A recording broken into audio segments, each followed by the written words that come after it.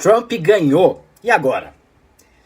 Bem, se você não mora em Marte, você já sabe que Donald Trump vai voltar à Casa Branca após vencer não de forma acirrada, como se previa, mas de lavada as eleições nos Estados Unidos. No vídeo que eu postei ontem, eu até comentei um pouquinho mais sobre os estados pêndulos, e todos os 7 votaram em Trump. Eu falei que nem sempre quem vence no voto popular vence a eleição. Trump foi o mais votado no voto popular também. O que não é banal não, tá? Na maioria das vezes os democratas é que vencem no voto popular. Mas então como é que ficam os Estados Unidos perante o mundo? Como fica a economia global? E o Brasil? Vamos entender tudo isso? Eu vou tentar resumir aqui e ser didático, apesar do tema ser bastante complexo e ser já 1000 reflexões. Mas antes de tudo, ajuda muito você dar o like, se inscrever se você estiver no YouTube, ou seguir se estiver aqui no Instagram, comentar e se entender que faz sentido para você também, compartilhar. Vamos lá, a eleição dos Estados Unidos sempre impacta o mundo todo, pro bem ou pro mal. A esmagadora maioria dos chefes de Estado não queria o Trump. Ele é imprevisível, é agressivo, é bastante nacionalista. E além de tudo, foi uma vitória acachapante, como eu comentei. Os republicanos controlarão o Senado e a Câmara, e já controlavam a Suprema Corte, ou seja, é carta branca para as ações dele no governo. Sabe quem tá bastante tenso? A OTAN e a Ucrânia. O Trump criticou bastante o envio de armas para a aliança militar e para a Ucrânia. Putin é um dos poucos que tá rindo de orelha a orelha com a vitória dele. No caso da guerra do Oriente Médio, a situação vai seguir ruim, mas não muito diferente do que já estava. E vale esse grifo. Kamala Harris perdeu muito voto árabe por ter endossado os ataques de Israel contra civis no mundo árabe. Aliás, inclusive é difícil citar um presidente americano que não seja um criminoso de guerra. Inclusive Biden, e não contem pra ninguém, inclusive o Obama. Pesquisem sobre a Líbia, que era o maior IDH de África e hoje tem tráfico humano e escravidão. Além das guerras, o contexto político ainda é da extrema-direita. Não é nem da direita, é da extrema-direita.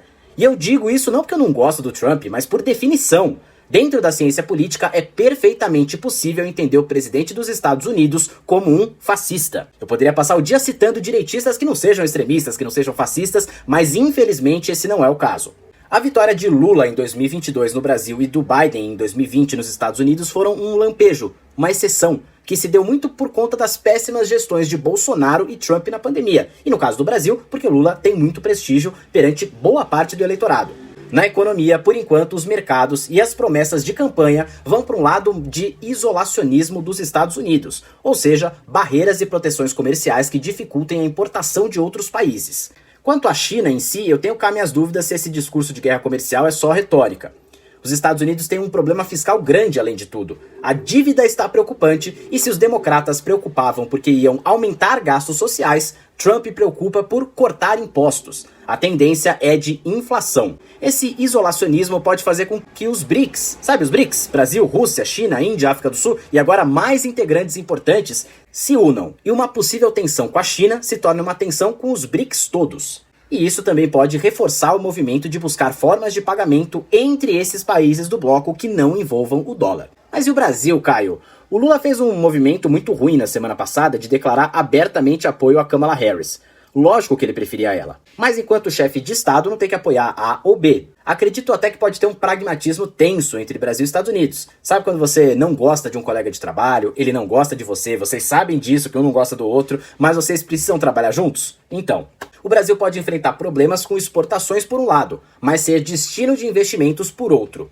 De 2015 para cá, o Brasil dobrou a sua participação em investimento estrangeiro direto no mundo. Isso porque vem num contexto ali, 2015 para cá, de recessão, crise econômica, crise política, pandemia e afins. Só que o Brasil tem tudo para ser um player cada vez mais fundamental para o mundo por diversas razões, mas sobretudo pelo meio ambiente e por um papel de liderança do sul global. Isso pode até se ressaltar agora com Trump na presidência. E não ironicamente, muita gente me perguntou sobre 2026, se a vitória de Trump pode fazer Bolsonaro recuperar direitos políticos ou algo do tipo.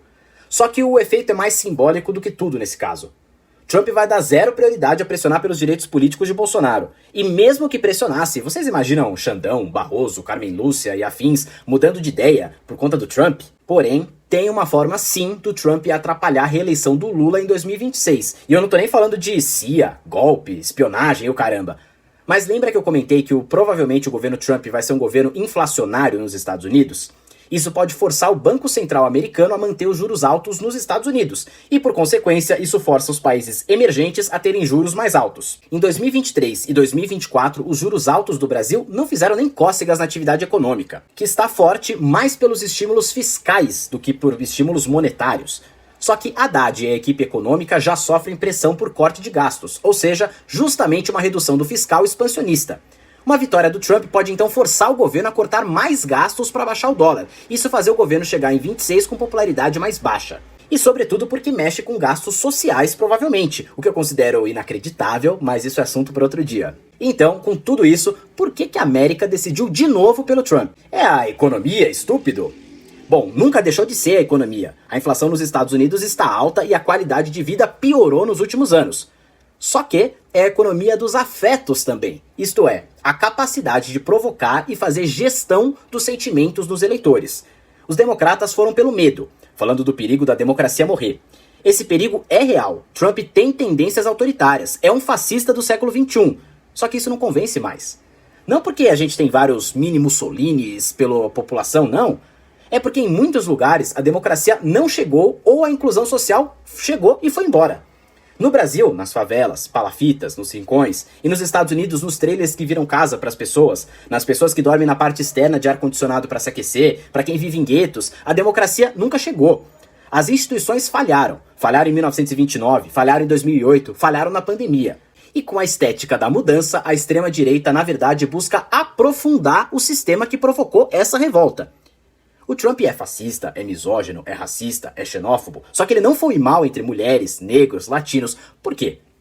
Porque ele mobiliza vínculos, dá voz a injustiças, e a gente precisa entender isso. E nós, democratas, não necessariamente do partido americano, precisamos voltar a dar respostas.